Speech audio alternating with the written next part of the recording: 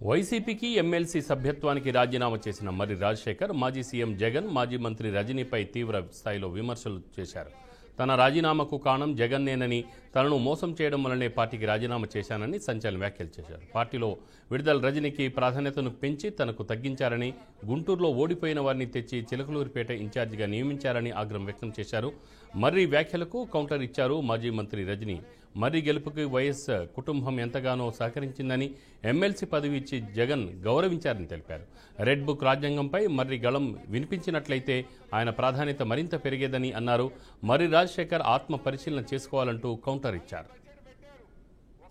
ఎమ్మెల్సీని నేను వాలంటీరీగా రాజీనామా చేశాను.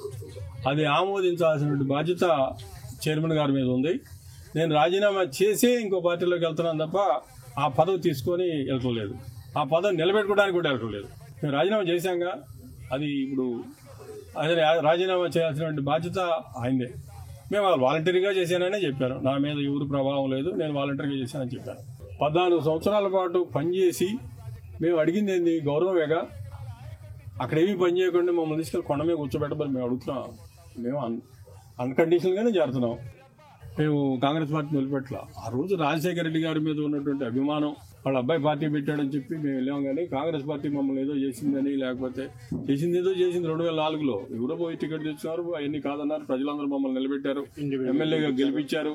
తర్వాత కాంగ్రెస్ పార్టీ కూడా కొద్ది రోజుల తర్వాత మాకు సపోర్ట్ చేసింది. నేను ఇండిపెండెంట్గా పోటీ చేస్తే గెలిచాం. 5 సంవత్సరాలు రాజశేఖర రెడ్డి గారు ముఖ్యమంత్రిగా ఉన్నాడు. నాకు ఇవ్వాల్సిన ప్రాధాన్యత ఇచ్చాడు. అన్ని రకాలుగా కూడా ఆయన అండగానే ఉన్నాడు. చిలకూరుపేట వచ్చి రాజశేఖర్ ఓట్లేయండి అని కూడా చెప్పాడు ఆయన. ఇది జరిగింది కాంగ్రెస్ పార్టీ మాకేం అన్యాయం ఏం జరగలేదు. అక్కడ కాంగ్రెస్ పార్టీ 6 సార్లు మా మామయ్యకి అవకాశం ఇచ్చింది. 3 సార్లు ఆయన ఎమ్మెల్యే అయ్యాడు. 6 సార్లు ఈ నియోజకవర్గం నుంచి పోటీ చేశాడు ఆయన. ఎక్కడ కూడా దాంట్లో రెండో అభిప్రాయం లేదు. కాంగ్రెస్ పార్టీ మాకు బాగానే సహకరించింది. మర్రి రాజశేఖర్ గారి కాంగ్రెస్ పార్టీలో టికెట్ రాకపోతే వారు ఇక్కడ ఇండిపెండెంట్ గా నిలబడి పోటీ చేయడం జరిగింది. అప్పట్లో కాంగ్రెస్ పార్టీ తరఫున ఆ దివంగత మహానేత డాక్టర్ వైఎస్ రాజశేఖర రెడ్డి గారు చిలకలూరుపేటకి ఎన్నికల క్యాంపెయిన్కి వచ్చి కాంగ్రెస్ పార్టీ ఉన్నటువంటి హస్తం గుర్తుకు కాకుండా ఇక్కడ ఇండిపెండెంట్గా పోటీ చేస్తున్నటువంటి మర్రి రాజశేఖర్ గారికే ఓటేయమని ఇక్కడున్నటువంటి ప్రజల్ని ఆ దివంగత మహానేత వైఎస్ రాజశేఖర రెడ్డి గారు కోరడం జరిగింది. అప్పుడు ఆ ఎన్నికల్లో ఇండిపెండెంట్గా నిలబడ్డటువంటి మర్రి రాజశేఖర్ గారు 2004లో ఎమ్మెల్యేగా గెలిచారు. ఒక్కసారి ఆలోచన చేయండి.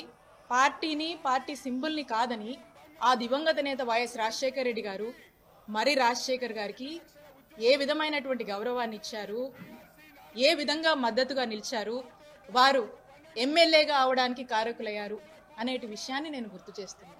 ఆ తర్వాత 2009లో మర్రి రాజశేఖర్ గారికి ఇక్కడ చిలకలూరుపేట నియోజకవర్గంలో కాంగ్రెస్ పార్టీ తరఫున పోటీ చేసేటువంటి అవకాశం వారికి దక్కింది. 2009లో అన్ఫార్చునేట్లీ కాంగ్రెస్ పార్టీకి అధికారంలోకి వచ్చింది. ఇక్కడ మర్రి రాజశేఖర్ గారు ఓడిపోవడం జరిగింది.